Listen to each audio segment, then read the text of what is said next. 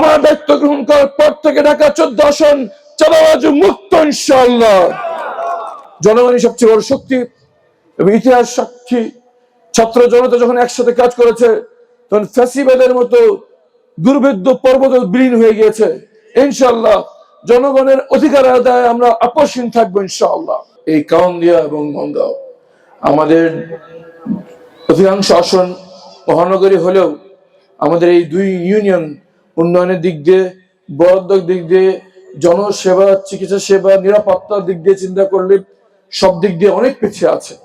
সুতরাং জনগণের অভিভাবক হিসেবে, জনগণের খাদেম হিসেবে আমার দায়িত্ব থাকবে যারা বঞ্চিত তাদেরকে সবচেয়ে বেশি প্রায়োরিটি দেওয়া। ইনশাআল্লাহ আমি সর্বোত্তম চেষ্টা করব আমার যতটুকু সরকারি বরাদ্দ থাকবে সেখানে বনগাঁও এবং কাউন্দিয়াকে সর্বোচ্চ গুরুত্ব দেওয়ার জন্য ইনশাআল্লাহ। আমাদের অন্যতম একটি প্রধান নির্বাচনী ওয়াদা হচ্ছে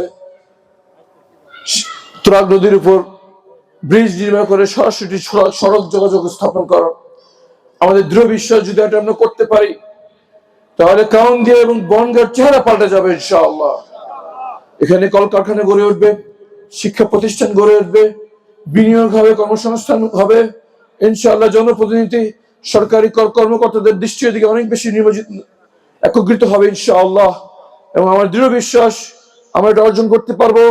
আমরা ইতিমধ্যে সরকারের সাথে কথা বলেছি এবং ঘোষণা করেছি 6 মাসের ভিতরে এই কাউন্দিয়া তুরাগ নদীর উপর ব্রিজ নির্মাণ করে কাউন্দিয়া এবং বনগাঁর উপর সরাসরি যোগাযোগের জন্য 6 মাসের ভিতরে কাজ শুরু করতে হবে ইনশাআল্লাহ। আপনাদের যে সড়কের কথা বললেন এই নিয়ে আমি অবশ্যই খুব অল্প সময়ের মধ্যে স্থানীয় নেতৃবৃন্দকে সাথে নিয়ে সংশ্লিষ্ট কর্তৃপক্ষের সাথে যোগাযোগ করব এবং দ্রুত যেন ব্যবস্থা না হয় এই জন্য আমরা উদ্যোগ গ্রহণ করবো ইনশাআল্লাহ। গ্যাস সংকট শুধু আপনাদের এখানেই নয়, নদীর ওই পাশে 9 নম্বর ওয়ার্ড, 10 নম্বর ওয়ার্ড, 11 নম্বর ওয়ার্ডে এই গ্যাস সংকট তীব্র আকার ধারণ করেছে। আমরা গ্যাস সরবরাহকারী প্রতিষ্ঠানের সাথে যোগাযোগ করছি এবং এই বিষয়ে দৃঢ় অবস্থান যাব। যদি তাদের কোনো ত্রুটির কারণে হয় তাহলে অবশ্যই আমরা তাদেরকে চাপ প্রয়োগ করবো যেন দ্রুত তারা এইভাবে ব্যবস্থা গ্রহণ করে। পাশাপাশি আমাদের যে সিলিন্ডারে করে গ্যাস বিতরণের ব্যবস্থা আছে সেটার দাম মাত্রাতিরিক্তভাবে বাড়িয়ে দেওয়া হয়েছে। এটার দাম যেন জনগণের সহনীয় অবস্থায় থাকে এই জন্য আমরা উদ্যোগ গ্রহণ করবো ইনশাআল্লাহ। আমরা বিরোধী দলীয় সংসদ সদস্য, এই জন্য আমাদের কাজে কিছু সীমাবদ্ধতা আছে।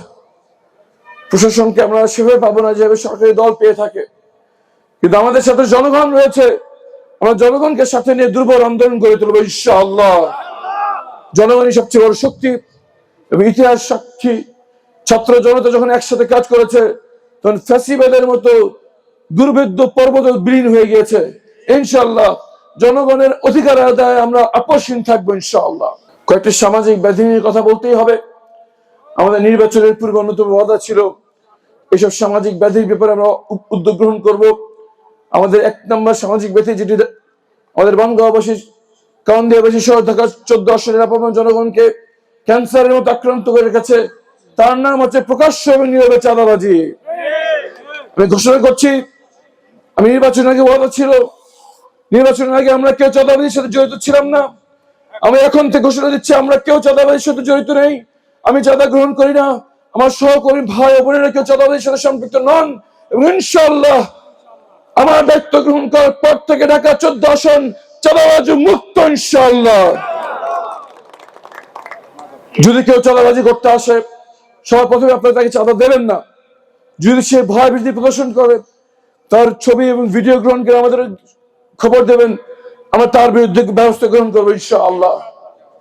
আর একবার আমাদের মনে রাখতে হবে আমরা যেহেতু বিরোধী দল, প্রশাসনকে আমরা সেভাবে হাতে পাবো না কাছে, কিন্তু আমরা সামাজিকভাবে যদি দেখি 90% মানুষ, 99% মানুষ চায় চাঁদাবাজি বন্ধ হোক। শুধু 1% দুর্বৃত্ত অসৎ মানুষ চায় যে এই ব্যবস্থা চালু থাকুক। আমরা যদি ঐক্যবদ্ধ হতে পারি, ছাত্র জনতা, প্রশাসন, আইন শৃঙ্খলা বাহিনী, সরকারি দল এবং বিরোধী দলের মধ্যে যারা সৎ এবং যোগ্য তাদেরকে নিয়ে যদি আমরা একসাথে কাজ করতে পারি ইনশাআল্লাহ এই বাংলার মাটিতে অন্যায়ভাবে কারো হক আর কেউ মেরে খেতে পারবে না ইনশাআল্লাহ। খুব শীঘ্রই আমরা মহল্লায় মহল্লায়, এলাকায় এলাকায়, ইউনিয়নে ওয়ার্ডে আমরা কমিটি গঠন করব এবং কোরআনের ভাষায় সীসা ঢালা প্রাচীরের মতো ঐক্যবদ্ধ হবে সকল অন্যায় অবৈধ অসামাজিক কার্যকলাপের বিরুদ্ধে একসঙ্গে দাঁড়িয়ে যাবো ইনশাআল্লাহ। সামাজিকভাবে যদি আমরা এক থাকতে পারি, এইসব সামাজিক ব্যাধি টিকতে পারবে না ইনশাআল্লাহ। দ্বিতীয় যে ব্যাধি আমাদেরকে, আমাদের ভবিষ্যৎ প্রজন্মকে দানবের মধ্যে গিলে খাচ্ছে, তার নাম হচ্ছে মাদক। প্রকাশ্যে মাদক বিক্রি হচ্ছে, স্কুলের বাচ্চারাও জানে কোথায় গেলে মাদক পাওয়া যায়। ইনশাআল্লাহ আমি এবং আমার সহকর্মী ভাই বোনেরা কেউ মাদক চক্রের সাথে জড়িত নই। এই মাদক চক্র যতই শক্তিশালী হোক, পিছনে যতই বড় গডফাদার থাকুক না কেন, ইনশাআল্লাহ ছাত্র জনতাকে সাথে নিয়ে ঢাকা 14 আসনকে আমরা মাদক মুক্ত করে ছাড়বো ইনশাআল্লাহ।